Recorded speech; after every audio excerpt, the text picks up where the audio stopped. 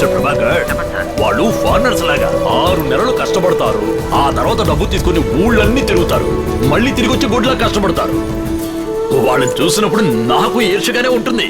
అందుకని I can't spend 6 months, కానీ ఏడాదిలో 6 రోజులు నా golden days.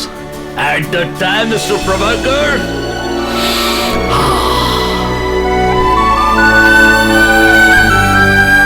I take good breath, free from carbon monoxide.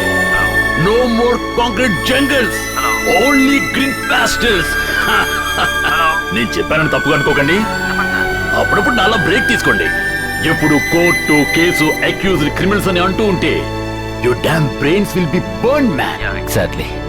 సరే, వాళ్ళకి ఏమైనా జామీన్ ఇవ్వాలా?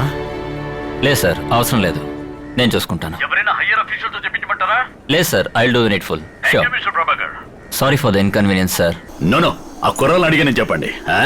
అలాగే sir, thank you sir. Sir ఆయన ఏం చెప్పారు? వాళ్ళిద్దరూ తన ఫ్రెండ్సే అన్నారు. శివమణి, మామూలు టూరిస్టులు ఇద్దరిని తీసుకొచ్చి టెర్రస్లు అది ఇది చెప్పి నా టైం అంతా వేస్ట్ చేశారు. సార్ వీళ్ళు ఆయన దగ్గర వర్క్ చేస్తున్నారు కాబట్టి మంచోళ్ళని చెప్పొచ్చు. ఇదిగో సార్ వచ్చారు.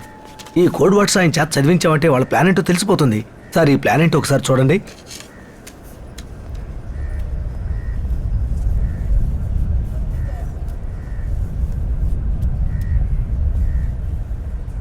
ప్రియమైన కుమారుడు అరుణ్కి నీ తండ్రి ప్రేమతో రాయినది.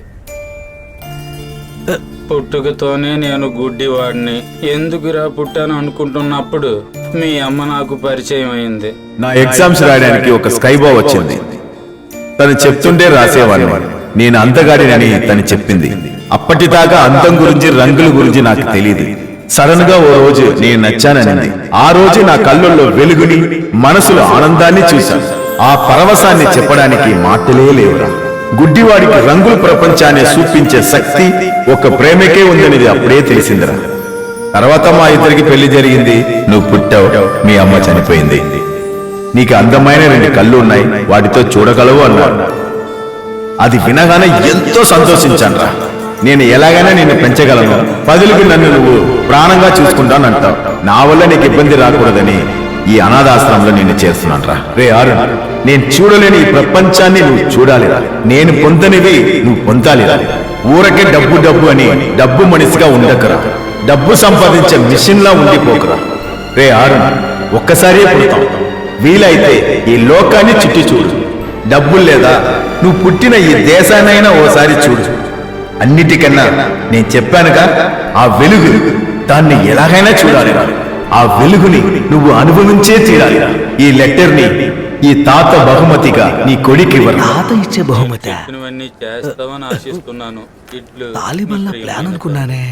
అరుణ్ ఉన్నాడా? ఉన్నాడయ్యా, ఇలారా. నేనే. ఎవరు అరుణా? అవునండి.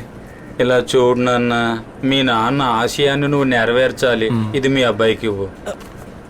అయ్యా ఇదిగో మిస్టేక్. మహేంద్ర, సార్ని తీసుకెళ్ళు. రండి వెళ్దాం. శాంతి, నేను కూడా నీతో పెళ్లికి వస్తున్నాను. ఒక్క నిమిషం, వీళ్ళిద్దరి దగ్గర నుంచి డీటెయిల్స్ తీసుకుని పంపించేయండి. సార్ ఎంజాయ్ చేద్దాని. థ్యాంక్స్. బయలుదేరుతాను. రే టూరిస్టులు ఇలా రండయ్యా.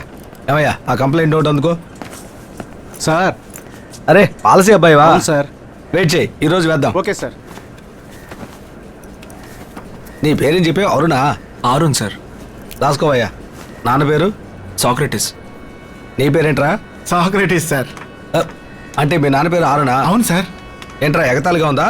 కాదు సార్, నా పేరులోని మొదటి అక్షరం వాడి ఇనిషియల్ గాను, వాడి పేరులోని మొదటి అక్షరం నా ఇనిషియల్ గాను పెట్టుకున్నాం. మీరిద్దరు అనాథలట్రా? అవును సార్. వీళ్ళు పుట్టడమే భూమికి భారం సార్. రామరాజు, సార్ ఆయన మమ్మల్ని బాగా అంటున్నాడే, మరి ఆయన ఏంటో అడిగి చెప్పండి సార్. ఏయ్ ఏమంటున్నాడు వాడు? హెడ్ గారు ఎందుకు పుట్టారని అడిగి చెప్పమంటున్నారు సార్. వాళ్ళెవరు అడిగి చెప్పడానికి ఏదైనా ఉంటే తినగడగమను. సరే సార్, అదేదో మీరే చెప్పండి.